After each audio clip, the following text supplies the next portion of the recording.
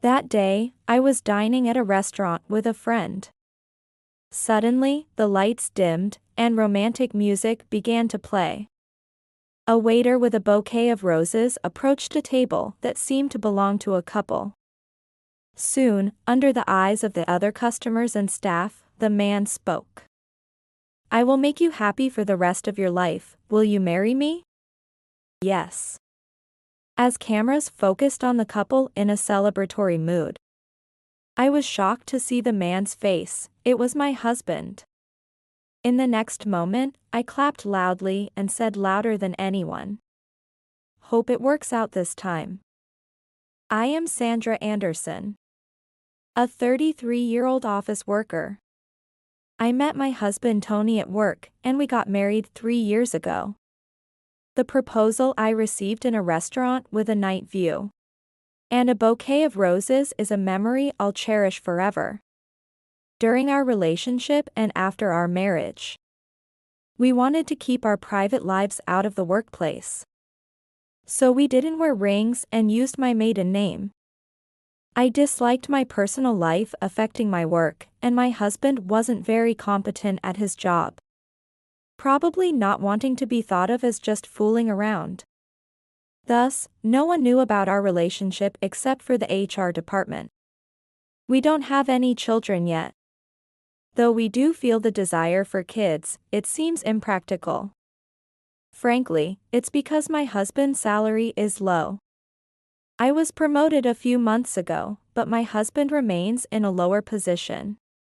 Moreover, he seems envious of my promotion. And since I transferred to another department, things have become somewhat tense. Our conversations about work have decreased, and the two of us, who used to consult each other on anything about work, now hardly talk about other things.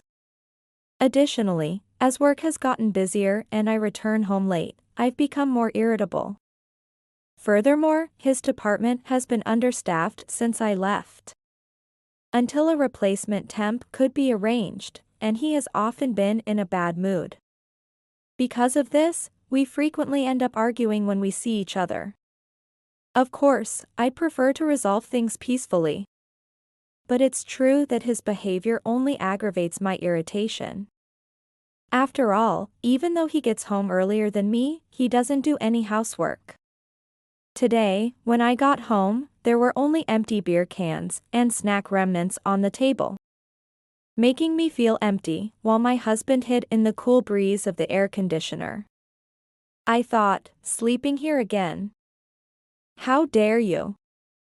I remembered being angrily retorted with, I was sleeping comfortably last time I woke him. So I started making dinner alone without waking him. Then, the noise woke him up.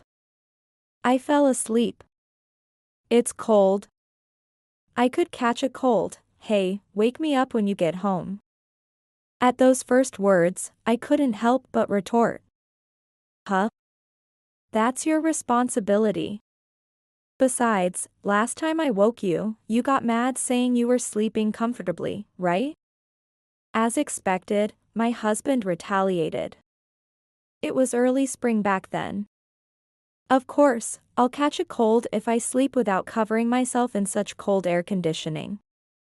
No, you turned on the AC, and you chose to sleep. Don't blame me for that. Huh? Be quiet and just say sorry. It's your fault, isn't it? As the argument continued, my husband brought up this point. You always act so high and mighty because you're a manager. What kind of way is that to speak? Work isn't relevant right now. I should have married a more delicate wife. With those words, my husband went to the bedroom. Why can he always blame others for everything? Was it so wrong that I was promoted before him? I decided to ask my friend Nicole for advice over coffee on the next holiday. Men can get hurt in their pride in such situations. Really? Is it my fault then? No, being good at your job isn't a bad thing, and besides, you're the one bringing more money home, right? Yes, but Then your husband should be grateful. Right. Well, but I don't want to act superior because of that. I get it, Sandra. Talking with a friend, I reached a conclusion. Maybe now is the time to be patient. It would be nice if Tony could get promoted. Right. What I can do now is support Tony so he can focus on his work. Are you sure? Work seems tough, don't push yourself too hard. It's okay, if I can endure now, a brighter future will come. That's a wonderful way of thinking. Thank you. Let me know how it goes with your husband, let's go out to eat again. Yes, that sounds great. Boosted by my friend's praise, I resolved to tackle both work and home duties without complaint. I was determined to make a good report to Nicole next time. Even if my husband came home early, I made sure there was delicious dinner ready. And when he fell asleep on the sofa, I woke him gently. Perhaps as a result of these actions, one day he suddenly brought up an astonishing topic. I'm going to change jobs. A job change? Yeah. I want to advance my career. Wow, that's sudden, what brought this on? Well, I'm worried about the future. And I want a salary that can support a full-time homemaker, even if we have kids in the future. I felt tears welling up in my eyes. To think that my husband was considering such things for us. But looking back now, the full-time homemaker he spoke of wasn't me. And the children he mentioned, they weren't to be ours either. Ironically, I realized this just as I was about to excitedly share his change with a friend. I contacted my friend without ever anticipating that such a future would come. I have some good news. What is it? I want to hear. Tony is starting job hunting for a career upgrade. Really? That's amazing. And he said, eventually, children too. Oh, that's wonderful. Let's go out to eat and talk more about it sometime. Oh, but maybe you'll be busy until he finds a new job. Yeah. I'll invite you once his job hunt is over. I'm looking forward to it. From then on, I was dedicated to supporting my husband's job search. I cut work early to take his suits to the cleaners and went out to buy resume papers. Then, 2 months later, good news arrived. I made it through the final interview, I got the job at this company. Yes, congratulations. The company was in the same industry as his current one but was a bit larger. My husband had been hired for his experience. Though starting as a regular employee, he joined a company with a brighter future than his current one, where he could likely advance in his career. I felt relieved and looked forward to our future life. Once things had settled down, I invited my friend to dinner. As my husband was out at a welcome party at his new company that day, I thought it wouldn't hurt to stay out a bit late myself. So I invited her not to our usual cafe but to a fancy restaurant with a view of the night skyline. Crowded with couples. Are we standing out a bit here? Not at all, let's indulge once in a while. Yeah. Why not? We toasted. To the main topic, Tony has secured a new job. Congratulations. What kind of company? My friend and I were as thrilled about my husband's job change as if it were our own. And we celebrated with a delicious dinner. And today, he's at a welcome party at his new company. That's great. That's when it happened. The chandeliers dimmed quietly, and romantic music began to fill the dimly lit restaurant. What? What's going on? Maybe it's one of those birthday surprises? Oh, nice. Right? It's exciting for us too, wonder which table it is? Looking around. We saw a waiter carrying a large bouquet of roses towards a distant seat with a couple. The man's back was turned to us, making him unrecognizable, but the woman looked very cute. Wait, it's not a birthday, it's a proposal. Really? Now I'm getting nervous too. The next moment, as customers and staff watched in silence, the man spoke loudly. I promise to make you happy for a lifetime, so will you marry me? Yes. Wow. What? As applause erupted, I felt a nagging doubt. I thought, that voice, it sounds exactly like. What's wrong, Sandra? You look scared. Noticing my expression, my friend quickly spoke up. No, it's just, that voice just now.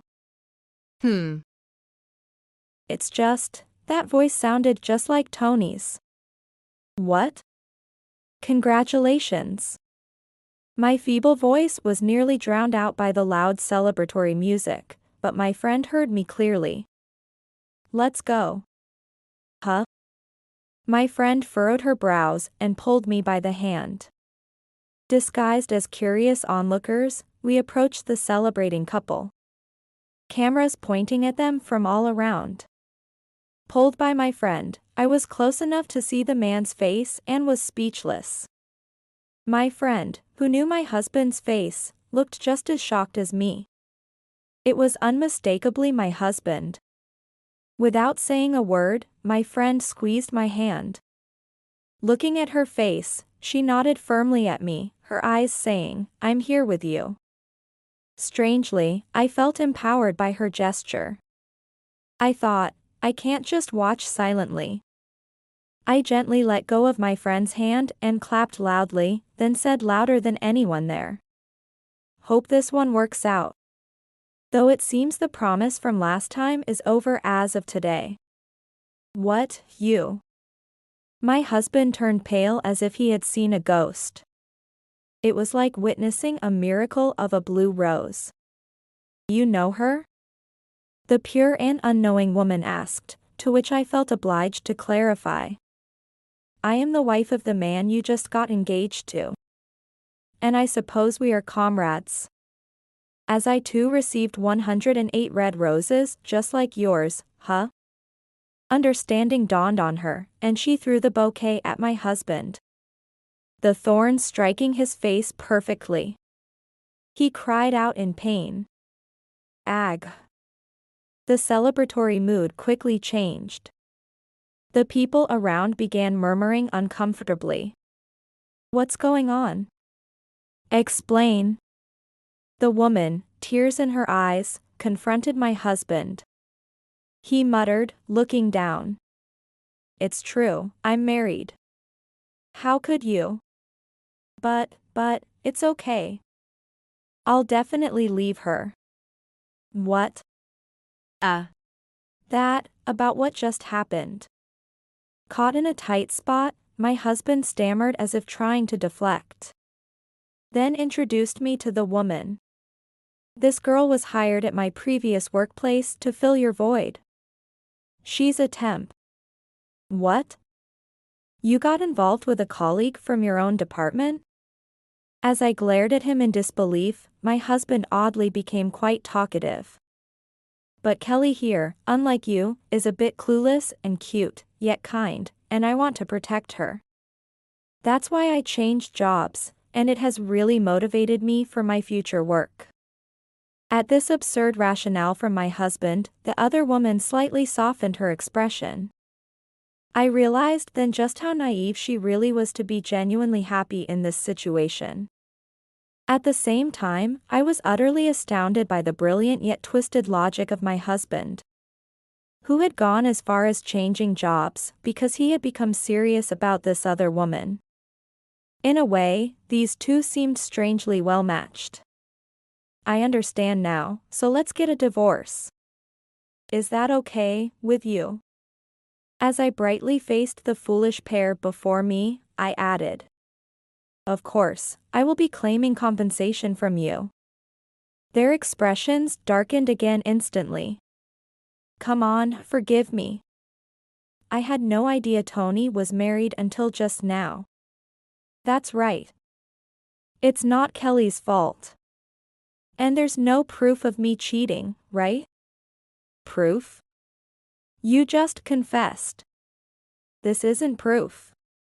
There need to be photos or videos, something tangible. At that moment, footsteps approached from behind me. Hey, look this way. Hey, stop that.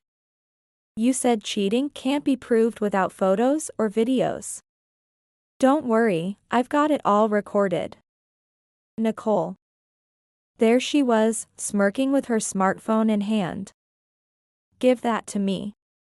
Hey. Tony reached out to snatch the smartphone from my friend's hand. It's pointless. Look. I'm not the only paparazzi here. Tony then noticed other customers around, similarly pointing their smartphones at him. Damn it. Finally, Tony seemed to accept his defeat, his head hanging low. Ladies and gentlemen, I apologize for any disturbance. I'll compensate the restaurant for any inconvenience caused. As I apologized, a staff member responded. No, it's not your fault at all. We will charge the responsible party who planned this surprise. I see. Thank you very much. Please proceed with that. Then, I left the restaurant with Nicole, apologizing to the surrounding people as we settled our bill. Later, I officially divorced my husband. Armed with the evidence Nicole had captured, I went to a lawyer's office and demanded compensation of $43,000 from my ex-husband for slavery in our marriage. She, perhaps intimidated by my presence, had resigned from the company soon after. Later, I learned from my former in-laws, who came to apologize, that my ex-husband had indeed remarried the other woman despite their objections.